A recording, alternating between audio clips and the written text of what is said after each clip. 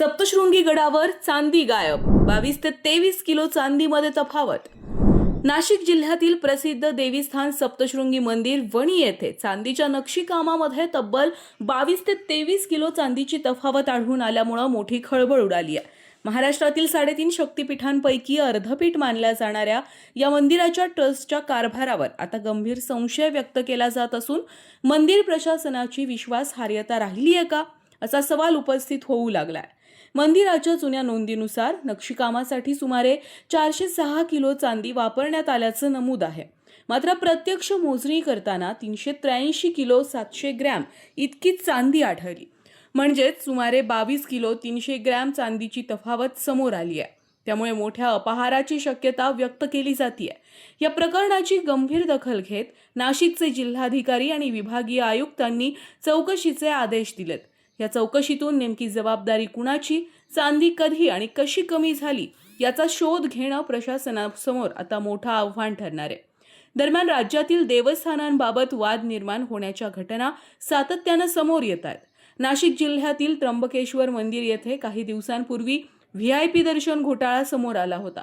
त्यानंतर आता सप्तशृंगी देवी मंदिर ट्रस्टच्या कारभारावर संशय व्यक्त होत असल्यामुळे देवस्थान की घोटाळ्यांचं स्थान असा सवाल उपस्थित होतोय। या प्रकरणाची तक्रार माहिती अधिकार कार्यकर्ते विठोबा ध्यान यांनी केली आहे। त्यांच्या म्हणण्यानुसार मंदिरातील जुन्या चांदीचं नक्षीकाम काढून नवीन काम करण्याचा ठराव झाला होता। मात्र त्यासाठी कोणतीही निविदा प्रक्रिया किंवा अधिकृत कार्यवाही झालेली नव्हती। तसेच मंदिरातील एका विश्वस्ताने याबाबत आधी हरकत घेतली होती, मात्र त्याच्याकडे दुर्लक्ष करण्यात आलं। माहिती अधिकारांतर्गत माहिती मागितल्यानंतर व्यवस्थापनाकडून मिळालेल्या कागदपत्रांमध्ये 22 किलोपेक्षा जास्त चांदीची तफावत असल्याचं स्पष्ट झाल्याचा दावा तक्रारदारांनी केलाय। सर, हे सप्तशृंगी देवी मंदिरात चांदीचा नेमका अपहार झालाय, नेमका हा घोटाळा काय आहे, कसा झालाय? हा चांदीचा अपहार आम्ही माहिती अधिकारात माहिती मागितली। आम्हाला थोडी शंका आली बाहेरून माहिती मिळाल्यानंतर। आम्ही माहिती अधिकारात माहिती मागितली का जो जे चांदीचं कवच साठी चांदी लावलेली आहे तिथं जुनी चांदी काढायचं काम केलं होतं। त्याबाबत आम्ही माहिती मागितली का ती चांदी कधी काढली, त्याची काय प्रोसेस आहे याबाबत आम्ही माहिती मागितली असता माहिती अधिकारात आम्हाला उत्तर दिलं नाही। आमची शंका बळावली आणि मग नंतर आम्ही तक्रार केली विभागीय आयुक्त आणि जिल्हाधिकारी यांना, आणि त्यांनी आता चौकशीचे आदेश दिलेले आहेत। लवकरच रिपोर्ट समोर येईल।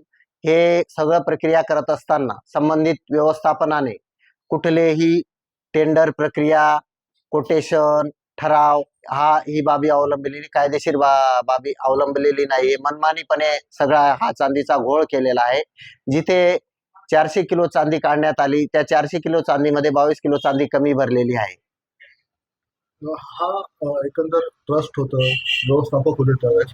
व्यवस्थापकांनी काय सांगितलं? सर्व ट्रस्टी म्हणायचे होते की कोणी विरोध पण केला नाही?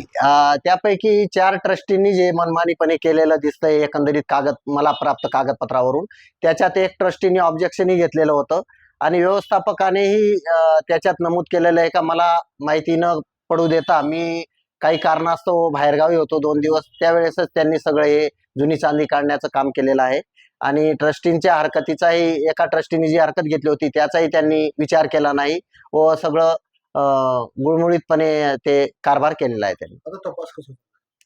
आता तपास चाललेला आहे। जे आंदोलनाच्या अनुषंगाने जे अर्धन्यायिक चौकशी चालू आहे त्याच्यात आता लवकरच ते अहवाल सादर होईल आणि त्याच्यात सगळं सत्यता भाविकांसमोर येईल। तक्रारदारांच्या म्हणण्यानुसार 4 विश्वस्तांनी एकतर्फी कारवाई केल्याचा संशय व्यक्त केला जातोय। तसेच विश्वस्त दीपक पाटोदकर यांनी देखील या प्रक्रियेवर हरकत घेतल्याची माहिती आता समोर आली आहे। मात्र मंदिर प्रशासनानं चांदीचा अपहार झालेला नसल्याचा दावा केलाय। प्रभारी प्रशासक भगवान नेरकर यांनी सांगितलंय की 1998 ते 2014 या कालावधीत विश्वस्त आणि संस्थेकडून मंदिरामध्ये चांदीचं नक्षीकाम करण्यात आलं होतं। त्यावेळी सुमारे 397 किलो चांदीचा वापर करण्यात आल्याची नोंद आहे। मूर्ती संवर्धनाच्या कामावेळी करण्यात आलेल्या मोजणीत सुमारे 383 किलो चांदी आढळली। त्यामुळे अंदाजे 13 ते 14 किलो फरक दिसत असून त्याबाबत चौकशी सुरू असल्याचं प्रशासनाने स्पष्ट केलंय। या प्रकरणाची चौकशी सध्या कळवणचे प्रथम दंडाधिकारी यांच्याकडे सुरू असून चौकशी पूर्ण झाल्यानंतर संपूर्ण अहवाल जाहीर केला जाईल असं प्रशासकांनी सांगितलंय. तसेच 1998 ते 2014 या प्रदीर्घ कालावधीत चांदीमध्ये नैसर्गिक झीज किंवा घट होण्याची शक्यता नाकारता येत नाही असंही प्रशासनाचं म्हणणं आहे. नमस्कार, मी प्रभारी व्यवस्थापक भगवान नेरकर. दिनांक 22/4/2026 पासून विविध माध्यमांवर श्री भगवती मंदिरात 22 किलोचा अपहार अशा बातम्या प्रसिद्ध होत आहेत. या बातम्याच्या अनुषंगाने मी एक सांगू इच्छितो की असे कुठलेही चांदीचा अपहार झालेला नाही. सन 1998 ते 2014 दरम्यान विश्वस्त संस्थेने श्री भगवती मंदिरात चांदीचे नक्षीकांत कामकाज केलेले होते. त्यात 397 किलो चांदीचा वापर करण्यात आलेला होता. प्रसंगी 2021 दरम्यान संदर्भीय चांदी मूर्ती संवर्धन अनुषंगाने काढून आणण्यात आली. सदरची चांदी 383 किलो निघाली.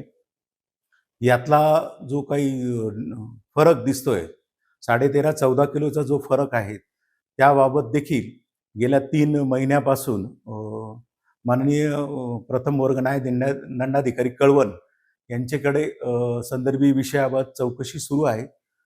सदर चौकशी पूर्ण झाल्यानंतर जे सत्य असेल ते आपल्या माध्यमांना कळविण्यात येईल. सन 1998 ते 2014 जवळपास 22-23 वर्षातील चांदी, या चांदीमध्ये काही प्रमाणात घट होऊ शकते. त्यात चांदीची पॉलिश असेल, ॲसिडिक कुंकू असेल, या सर्व नैसर्गिक रित्या यात घट होण्याची शक्यता आहे. याबाबत आम्ही विश्वस्त संस्थेचे मूल्यमापक यांच्याशी देखील चर्चा केलेली आहे. त्यात घट होण्याची शक्यता आहे. याचा सर्व विचार करून यात कुठेही तफावत अथवा अपहार झाल्याचे दिसून येत नाही. शक्यता यामध्ये घट होण्याची शक्यता जास्त आहे. दरम्यान दररोज हजारो भाविक देवीच्या दर्शनासाठी गडावर येतात. अशा पवित्र ठिकाणी चांदी गायब झाल्याचा संशय निर्माण होत असल्यामुळे मंदिर ट्रस्टच्या कारभारावर प्रश्नचिन्ह उभे राहतात. त्यामुळे या प्रकरणाची निष्पक्ष आणि सखोल चौकशी करून दोषींवर कठोर कारवाई करावी अशी मागणी भाविकांकडून होतीये. आता प्रशासनाच्या चौकशीमधून मंदिर ट्रस्टच्या कारभारातील सत्य काय आहे हे समोर येणार का, याकडे संपूर्ण राज्याचं लक्ष लागलंय.